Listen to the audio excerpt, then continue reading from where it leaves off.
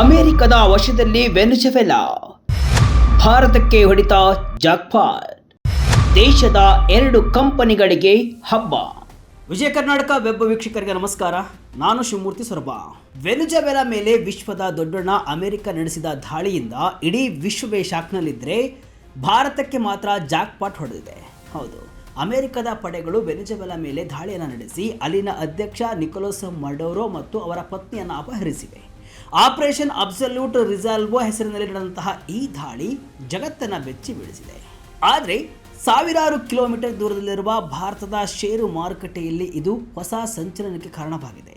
ಭಾರತದ 2 ಕಂಪನಿಗಳಿಗೆ ಜಾಕ್ಪಾಟ್ ಹೊಡೆದಿದೆ. ಅಲ್ಲದೆ ವೆನೆಜುವೆಲಾದ ಮೇಲಿನ ಅಮೆರಿಕ ನಿಯಂತ್ರಣ ಭಾರತಕ್ಕೆ ಹೇಗೆ ಲಾಭ ಆಗುತ್ತೆ, ದೇಶದ ಆ 2 ದಿಗ್ಗಜ ಕಂಪನಿಗಳು ಯಾವುವು, ಡೀಟೇಲ್ ಆಗಿ ನೋಡ್ಕೊಂಡು ಬರೋಣ.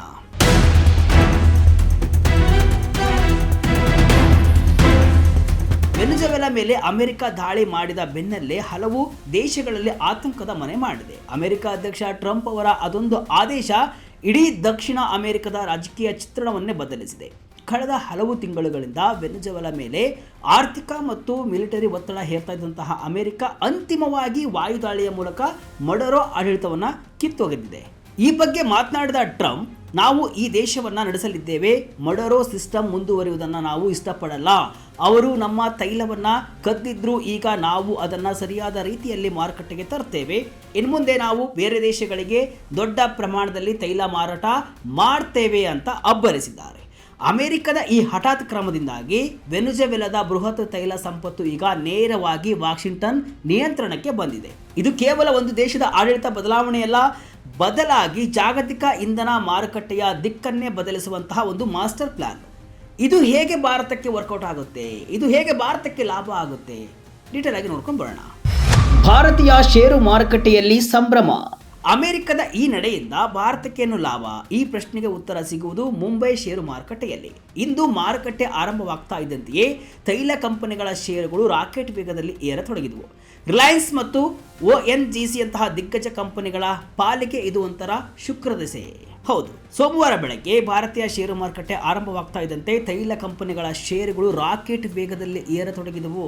ಸರ್ಕಾರಿ ಸ್ವಾಮ್ಯದ ONGC ಷೇರುಗಳು %2 ಜಿಗಿದು 246.80 ರೂಪಾಯಿಗೆ ತಲುಪಿದರೆ, ರಿಲಯನ್ಸ್ ಇಂಡಸ್ಟ್ರೀಸ್ ಷೇರುಗಳು %1ಕ್ಕಿಂತ ಹೆಚ್ಚು ಏರಿಕೆಯನ್ನು ಕಂಡು 1611 ರೂಪಾಯಿಯ 52 ವಾರಗಳ ಗರಿಷ್ಠ ಮಟ್ಟಕ್ಕೆ ತಲುಪಿದವು.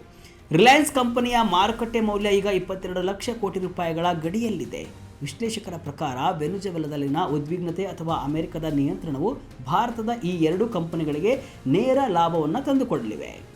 ONGCಗೆ ಬರಬೇಕಿದೆ ಸಾವಿರಾರು ಕೋಟಿ ಬಾಕಿ. ONGC ಕಂಪನಿಯ ವಿದೇಶಿ ವಿಭಾಗವಾದ ONGC ವಿದೇಶಿ ಲಿಮಿಟೆಡ್ ವೆನೆಜುವೆಲಾದಲ್ಲಿ ಹಲವು ವರ್ಷಗಳಿಂದ ಹೂಡಿಕೆ ಮಾಡಿದೆ. ಆದರೆ ಅಮೆರಿಕದ ನಿರ್ಬಂಧಗಳಿಂದಾಗಿ ಅಲ್ಲಿನ ಲಾಭ ಭಾರತಕ್ಕೆ ಬರ್ತಾ ಇರಲಿಲ್ಲ. ಸ್ಯಾನ್ ಕ್ರಿಸ್ಟೋಬಲ್ ತೈಲ ಕ್ಷೇತ್ರದಲ್ಲಿ ONGC %40 ಪಾಲನ್ನು ಹೊಂದಿದೆ. 2014ರವರೆಗೆ ಬರಬೇಕಿದ್ದ ಸುಮಾರು $536 ಮಿಲಿಯನ್ ಡಿವಿಡೆಂಡ್ ಮೊತ್ತವನ್ನು ವೆನೆಜುವೆಲಾ ಪಾವತಿಸಿಲ್ಲ. ಅದರ ನಂತರದ ಅವಧಿಯ ಲೆಕ್ಕಾಚಾರ ಸೇರಿದರೆ ಸುಮಾರು $1 ಬಿಲಿಯನ್, ಅಂದರೆ ಸುಮಾರು 8,500 ಕೋಟಿ ರೂಪಾಯಿಗೂ ಅಧಿಕ ಹಣ ಬಾಕಿ ಇದೆ. ಈಗ ಅಮೆರಿಕ ವೆನೆಜುವೆಲಾವನ್ನು ವಶಪಡಿಸಿಕೊಂಡಿರುವುದರಿಂದ ಈ ಬಾಕಿ ಹಣ ಭಾರತಕ್ಕೆ ಸುಲಭವಾಗಿ ಸಿಗುವ ನಿರೀಕ್ಷೆ ಇದೆ.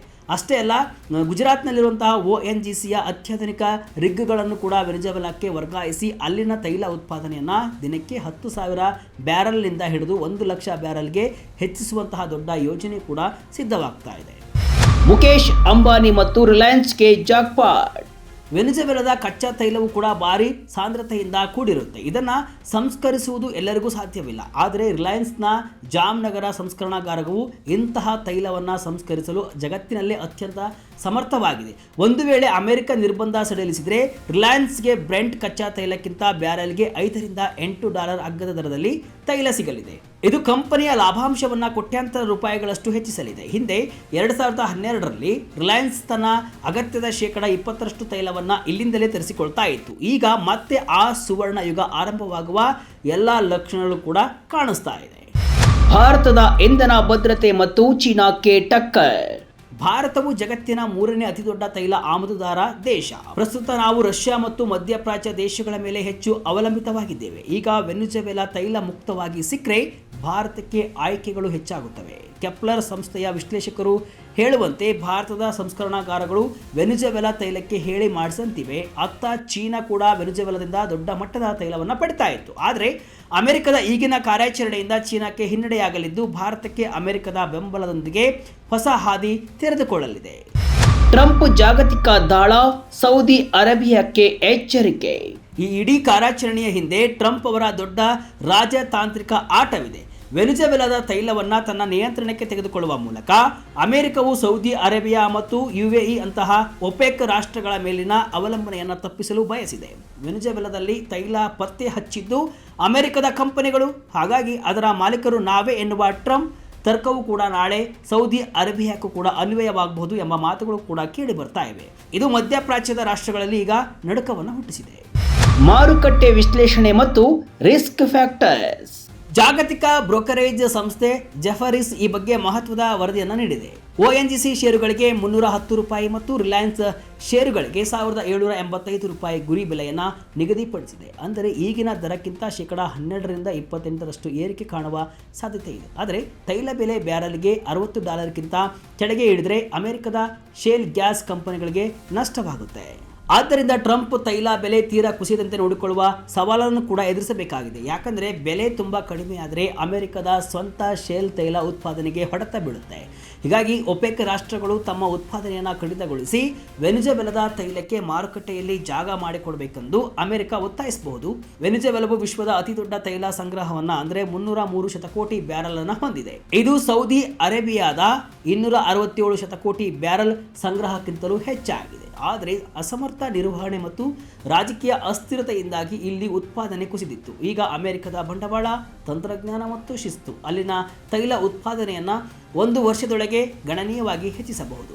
ಒಟ್ಟಾರೆಯಾಗಿ ಹೇಳುವುದಾದರೆ ವೆನಿಜುವೆಲಾದಲ್ಲಿ ನಡೆದ ಈ ಮಹಾಕ್ರಾಂತಿ ಅಥವಾ ಆಕ್ರಮಣ ಭಾರತದ ಪಾಲಿಗೆ ದೊಡ್ಡ ಆರ್ಥಿಕ ವರದಾನವಾಗಿ ಪರಿಣಮಿಸುವ ಸಾಧ್ಯತೆ ದಟ್ಟವಾಗಿದೆ. ಒಂದೆಡೆ ಬಾಕಿ ಇರುವ ಸಾವಿರಾರು ಕೋಟಿ ರೂಪಾಯಿ ಹಣ ವಾಪಸ್ ಬರುವುದು, ಇನ್ನೊಂದೆಡೆ ಅಗ್ಗದ ದರದಲ್ಲಿ ತೈಲ ಪೂರೈಕೆಯಾಗುವುದು ಭಾರತದ ಆರ್ಥಿಕತೆಗೆ ಬೂಸ್ಟ್ ಅನ್ನು ನೀಡಲಿದೆ. ಆದರೆ ಇದು ಜಾಗತಿಕ ಯುದ್ಧಕ್ಕೆ ನಾಂದಿಯಾಗುತ್ತಾ ಅಥವಾ ಹೊಸ ಆರ್ಥಿಕ ಯುಗಕ್ಕೆ ಮುನ್ನುಡಿ ಬರೆಯುತ್ತಾ ಎಂಬುದನ್ನು ಕಾದು ನೋಡಬೇಕು. ಇದಿಷ್ಟು ಇವತ್ತಿನ ವಿಶೇಷ. ಇದೇ ರೀತಿಯ ಹಲವು ವಿಶ್ಲೇಷಣೆ ಮಾಹಿತಿ ಅಷ್ಟೇ ಅಲ್ಲ, ಮನರಂಜನೆಯ ವಿಡಿಯೋಗಳಿಗಾಗಿ ವಿಜಯ ಕರ್ನಾಟಕ ವೆಬ್ಸೈಟ್, ಫೇಸ್ಬುಕ್ ಹಾಗೂ ಯೂಟ್ಯೂಬ್ ಪೇಜನ್ನು ಫಾಲೋ ಮಾಡಿ. ಧನ್ಯವಾದಗಳು.